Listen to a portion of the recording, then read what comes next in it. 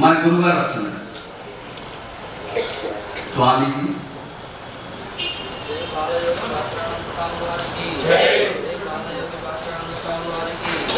బాలయోగి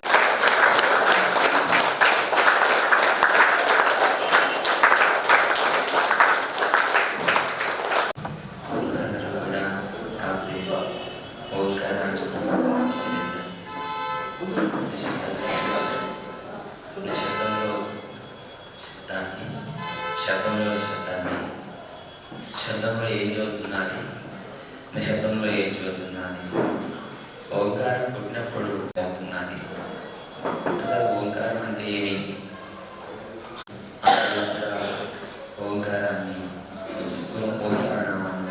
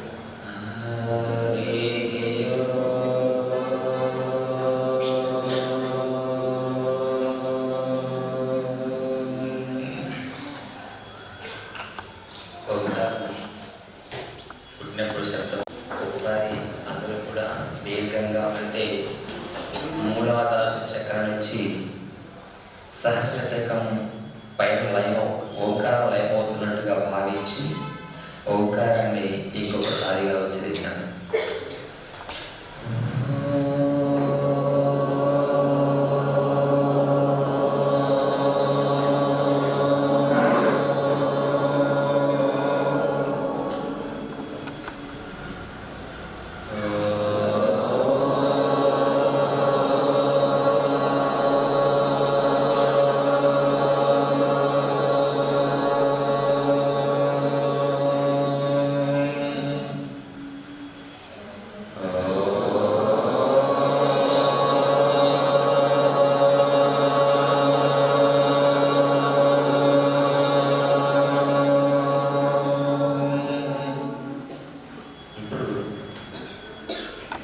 ఓంకారంలో ఎటువంటి ఆనందం కలుగుతూ ఉంది?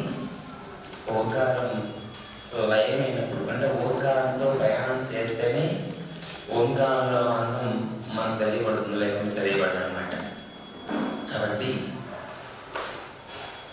మనం ఎప్పుడైనా కూర్చున్నప్పుడు ఓంకారంతోనే మొదలు పెట్టాలి, నిశ్శబ్దంలోకి ప్రవేశించాలి.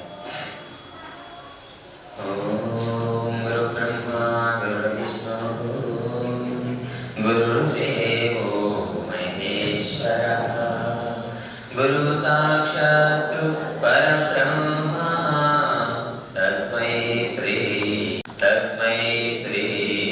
గురవే నమః. గురు బ్రహ్మం, గురువు విష్ణువు, గురువు మహేశ్వరుడు, ఇక గురువు సాక్షాత్తు పరబ్రహ్మ తస్మై శ్రీ గురవే నమః.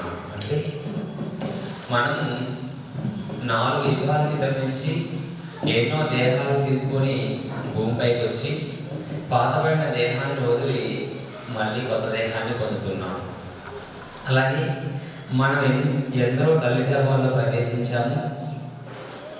తల్లి గర్భాల నుంచి బయటకు వచ్చి సత్యాన్ని మర్చిపోయిన ప్రవేశించేటట్టు చేసి నీకు సత్యం తెలియజేయకోకుండా అసత్య మార్గం చూపించాను. నువ్వు గురువు బ్రహ్మమని, విష్ణువని, మహేశ్వరుడని, సాక్షాత్తు పరబ్రహ్మాన్ని నువ్వు ఎప్పుడైతే గ్రహిస్తావో అప్పుడు నిన్ను నీకు చూపిస్తాడు గురువు. ప్రపంచంలో మనల్ని మనం ఎప్పుడు చూడటం లేదు. చూసుకోవాలంటే ఒక అర్థం కానీ ఒక ఫోటో కానీ అవసరం అవుతుంది. అలా కాకుండా నువ్వు గురువే బ్రహ్మమని, విష్ణువని, మహేశ్వరుడని, సాక్షాత్తు పరబ్రహ్మాన్ని ఎప్పుడైతే సేవిస్తావో,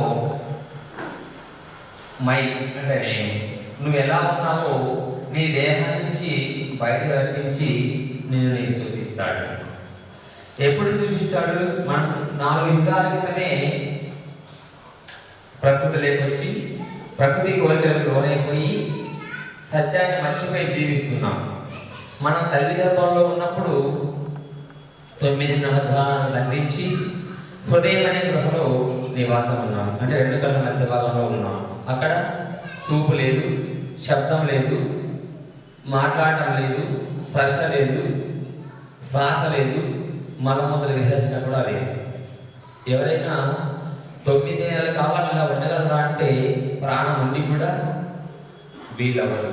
అలా కాకుండా లోపల ఏ కోరికలు లేవు, ఏ గుణాలు లేవు, మదాలు లేవు, కామపదాలు లేవు, అష్టమదాలు లేవు, గుణాలు లేవు, వ్యసనాలు లేవు, ఏది లేనిలో పరమాత్మ తానే హృదయం అనే గృహలో నివాసం ఉన్నాడు. 9 ఏళ్ళు నిండిన తర్వాత తల్లి గర్భం నుంచి బయటకు వచ్చి హం అని కిందికి పడిపోయాడు. కిందికి పడిపోయిన క్షణంలోనే 9 నవద్వారాలు తెరవబడ్డాయి. 9 నవద్వారాలు తెరిచిన వెంటనే 9 గ్రహాలు 9 ద్వారాల్లోకి ప్రవేశించాయి. ఇక విషయేంద్రియాలు శబ్ద, స్పర్శ, రూప, రస, గంధ విషయేంద్రియాలు ఉంటాయి. విషయ వాసనకు లోడైపోయాడు. అప్పుడు జన్మించినప్పుడు తల్లి గర్భంలో 9 ఏళ్ల కాలం బ్రహ్మానందాన్ని అనుభవించాడు. తనే పరమాత్మ యొక్క స్వరూపంగా ఉన్నాడు. 9 ఏళ్ళు నిండిన తర్వాత తల్లి గర్భం నుంచి కిందికి పడ్డాడు.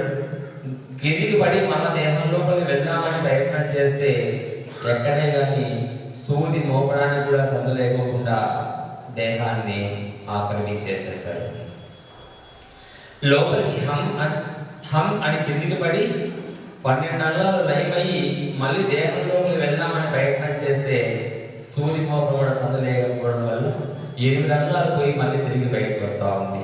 ఇలా రాత్రి పగుళ్ళు యుగయుగాల నుంచి పోరాటం చేస్తుంది. అంటే తనలో ఉన్నటువంటి సైన్యాన్ని అరికట్టాలని, తనలో ఉన్నటువంటి గుణాలని దాటాలని, నా గమ్యాన్ని నేను చేరుకోవాలని, అంటే నేను ఎక్కడికైతే ఇక్కడికి వచ్చానో అక్కడికి మళ్ళీ ప్రవేశించాలని, ఎవరు పట్టుకోకుండా, ఎవరు తోడు లేకోకుండా, ఎవరు నేనున్నా చెప్పకపోయినా కూడా నువ్వు సుఖంగా ఉన్నా దుఃఖంగా ఉన్నా ఎలా ఉన్నా అది మాత్రం సోహం సోహం సోహం అని లోపలికి పోతా ఉంది, బయటకు వస్తా ఉంది. లోపలికి పోయిన శ్వాస తిరిగి బయటకు రావడం లేదు, బయటకు వచ్చిన శ్వాస తిరిగి లోపలికి పోవడం లేదు. సో అనే శ్వాస లోపలే ఉండిపోతా ఉంది, హం అనే శ్వాస కిందే ఉండిపోతా ఉంది. అందుకనే దేహంలో ఏం జరిగేది ఇంతవరకు ఎవరికి తెలియపడటం లేదు.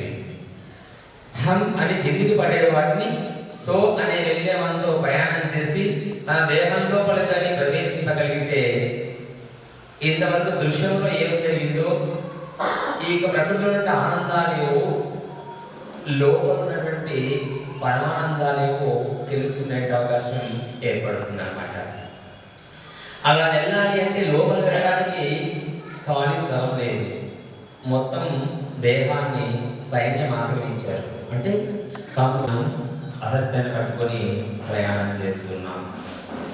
ఈ అసత్యం నుంచి సత్య మార్గంలోకి చూపించే వాళ్ళు లేకపోవడం వల్ల అసత్యమే సత్యమని జీవిస్తున్నాం. ఎన్ని యుగాల కాలం గడిచిపోయినా కూడా మనం ఎవరము, ఎక్కడి నుంచి ఇక్కడికి వచ్చాము, ఇక్కడి నుంచి ఎక్కడికి పోతాము, నేను అన్నవాడికి ఆకారం ఉందా లేకపోతే కేవలం ఆకారంలో ఉండి ప్రయాణం చేస్తూ ఉందా అన్న విషయం మనం గ్రహించలేకపోతున్నాం. ఆ విషయం మనకు తెలియాలి అంటే గురువు బ్రహ్మమని, విష్ణువని, మహేశ్వరుడని, సాక్షాత్తు పరబ్రహ్మాన్ని నువ్వు నమ్మి ఎప్పుడైతే సేవించగలుగుతావో అప్పుడు గురువుని నీకు చూపించేంత అవకాశం ఏర్పడుతుంది అన్నమాట. తల్లిదండ్రులు మాయతో కొడుకున్న దేహాన్ని ఇచ్చారు, ప్రకృతి విషయాలను బోధించారు. అసత్యాన్ని గ్రహాలు, సంకల్పాలు 16,000 కోట్లు, వికల్పాలు 16,000 కోట్లు, సైన్యము పాదాల దగ్గర నుంచి సహస్ర చక్రం వరకు మొత్తం సైన్యము ఆక్రమించేసేస్తుంది. కాబట్టి దేహం లోపలికి వెళ్ళడానికి అవకాశం లేదు. ఇప్పుడు మనము గురువే బ్రహ్మమని, విష్ణువని, మహేశ్వరుడని, సాక్షాత్తు పరబ్రహ్మను ఎప్పుడైతే మాయతో కూడుకున్న దేహాన్ని మంత్రపిండంగా మార్చి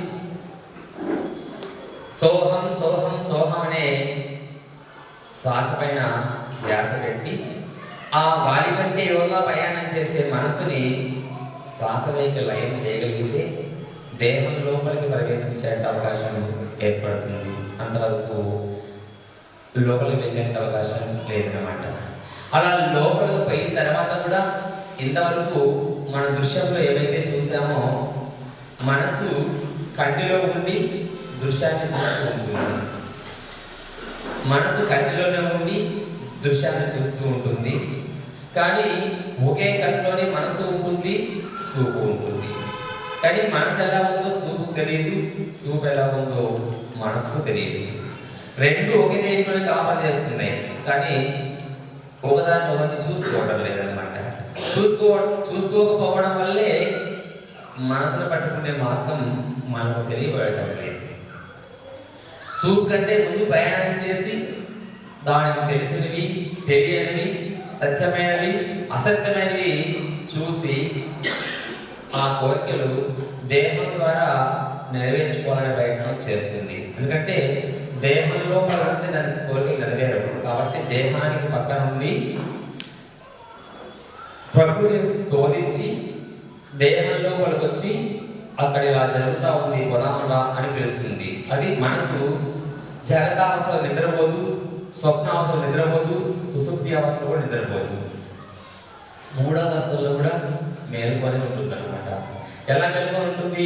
జగతావస్థలో స్థూల నేత్రం అని ఉంటుంది. అంటే ఇప్పుడు మన ఉన్న అవస్థ జగతావస్థ, ఇప్పుడున్న అవస్థని జగతావస్థ అంటారు.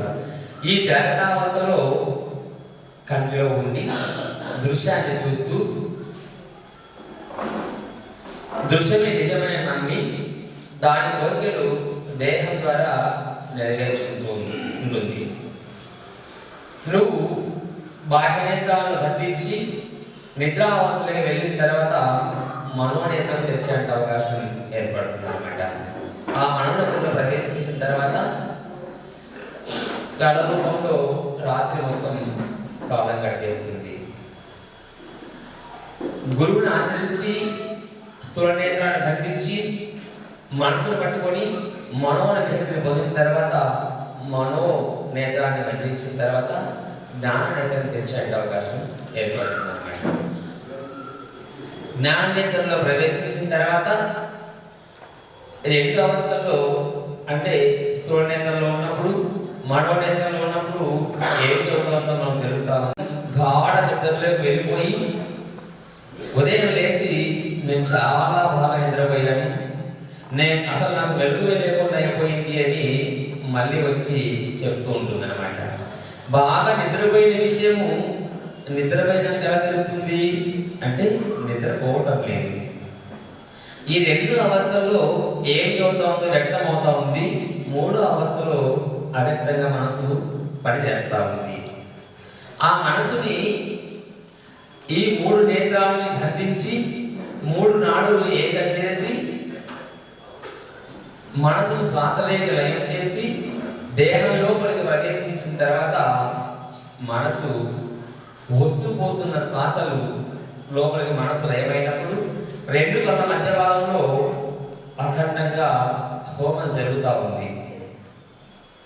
రెండు కళ్ళ మధ్య భాగంలో అఖండంగా అనునిత్యము దీపము వెలుగుతూనే ఉంది. ఆ వెలుగులు తాగడయి ఆ మనసు దగ్గరయి ఆ మనసు ఉన్నటువంటి మరణం కాలిపోయి అదే మనసే ఎరుకలా మారే అవకాశం ఏర్పడుతుంది అన్నమాట. ఇంతవరకు దృశ్య రూపంలో చూసినటువంటి విషయాన్ని లోపలికి వెళ్ళిన తర్వాత అదే విషయాల్ని మళ్ళా చూస్తుంది అనమాట. అంటే అప్పుడు ఏమనుకుంటుందంటే, అరే ఇంతకుముందు నేను పంచభూతాలు వేరనుకున్నాను, అంటే దృశ్య రూపంలో కనిపించే పంచభూతాలు వేరనుకున్నాను, ఆకారంతో కూడిన పంచభూతాలు వేరనుకున్నాను. కాదు, బయట ఉన్న పంచభూతాలు దేహంతో కూడుకున్న పంచభూతాలు ఒకటే అన్న విషయం తెలియబడుతుంది అనమాట. ఎందుకంటే బయట ఉన్న విషయం లోపల కనిపిస్తూ ఉంది, లోపల ఉన్న విషయమే బయట కనిపిస్తూ ఉంది. లోపల అరణ్యాలు, గుళ్ళు, గోపురాలు, విగ్రహాలు, గురువులు, దీపాలు, నాదాలు, సుగంధపు వాసనలు, నదులు ఎన్నో విధాలుగా లోపల కనిపిస్తున్నాయి. అవి కూడా లోపల ఏవైతే కనిపిస్తున్నాయో అవి బయట కూడా కనిపిస్తున్నాయి. అరే, నేను అసలు పుట్టిన భూమి పైన పుట్టడం లేదా? పుట్టింటే బయట ఉన్నవే లోపల ఉన్నాయి, లోపల ఉన్నవే బయట ఉన్నాయి. అంటే అప్పుడు నేనెవరు? ఎక్కడి నుండి ఇక్కడికి వచ్చాను, ఇక్కడి నుండి ఎక్కడికి పోతాను? బయట ఉన్న విషయం లోపల కనిపిస్తా ఉందంటే ప్రకృతి మొత్తం లోపలే ఉందా? పంచభూతాలు దేహంలోనే ఉన్నాయా? పంచభూతాలే దేహమా? అంటే బయట దృశ్యరూపంలో కనిపిస్తుంది పంచభూతాలే, ఇక్కడ కూడుకున్న అవి పంచభూతాలే. ఈ